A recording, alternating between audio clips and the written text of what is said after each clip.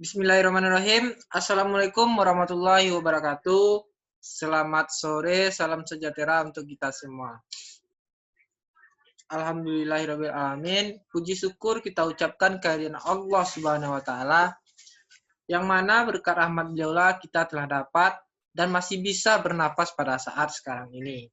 Selawat berangkaikan salam, tak lupa kita hadiahkan amal pahalanya untuk pucuk pimpinan umat Islam sedunia, yakni Baginda Rasulullah Shallallahu Alaihi Wasallam, dengan melafazkan asyhadu alla ilaha illallah wa asyhadu anna Muhammadar Rasulullah.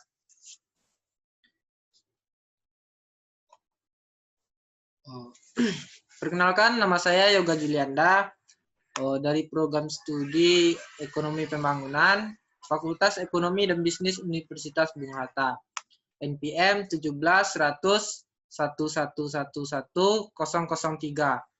Dosen yaitu Bu Nurul, mata kuliah seminar Ekonomi Pembangunan.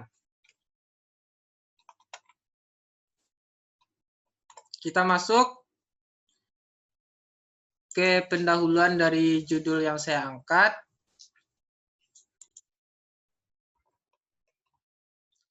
Yaitu judul saya analisis pengaruh tingkat partisipasi angkatan kerja dan produk domestik regional bruto terhadap upah minimum provinsi di Indonesia, yang dilatar belakangi oleh dalam kondisi era milenial sekarang ini, Indonesia setidaknya harus mempersiapkan upaya-upaya dini dalam mengantisipasi era tersebut. Salah satunya yang harus dilakukan adalah perlunya kajian kritis atas penghidupan buruh, khususnya pemenuhan upah buruh yang dirasakan masih sangat rendah.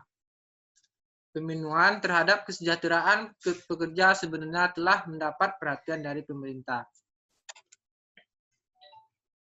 Sesuai dengan konstitusi negara Indonesia, yaitu Undang-Undang Dasar 1445, pada pasal 27 ayat 2 dinyatakan bahwa tiap-tiap warga negara berhak atas pekerjaan dan penghidupan yang layak bagi kemanusiaan.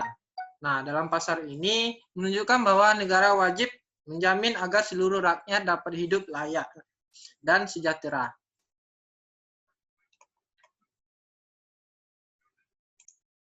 Maka daripada itu, saya mengambil judul analisis pengaruh tingkat partisipasi angkatan kerja dan produk domestik regional bruto terhadap upah minimum provinsi di Indonesia.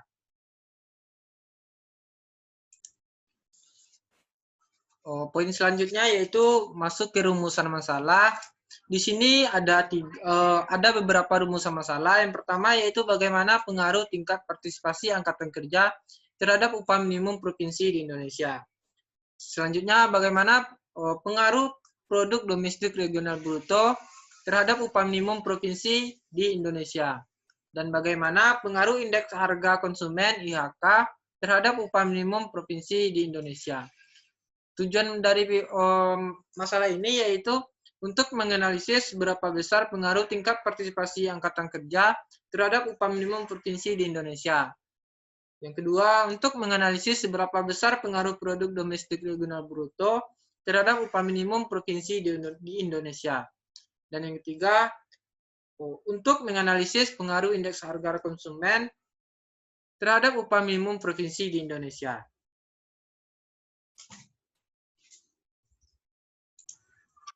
Kita masuk ke variabel. Di sini saya menggunakan variabel dependen dan variabel independen. Di sini bisa kita lihat untuk variabel independennya yaitu upah minimum, dan untuk variabel dependennya yaitu tingkat partisipasi angkatan kerja dan produk domestik regional bruto. Baik, di sini bisa dilihat ini adalah hasil olahan data. Nah, di sini ada variabel, koefisien, standar error, statistik, dan probability. Di sini ada TPAK ini atau tingkat partisipasi angkatan kerja, dan IHK ini indeks harga konsumen, PDRB, pendapatan domestik regional bruto. Dari hasil olahan data ini menggunakan EVIUS bahwasanya nilai R-squared sebesar 92%, artinya Artinya variasi naik turunnya upah minimum provinsi di Indonesia ditentukan oleh tingkat partisipasi angkatan kerja, indeks harga konsumen, dan pendapatan domestik regional bruto sebanyak 92%. Dan sisanya sebanyak 0,8% dipengaruhi oleh faktor di luar variabel itu.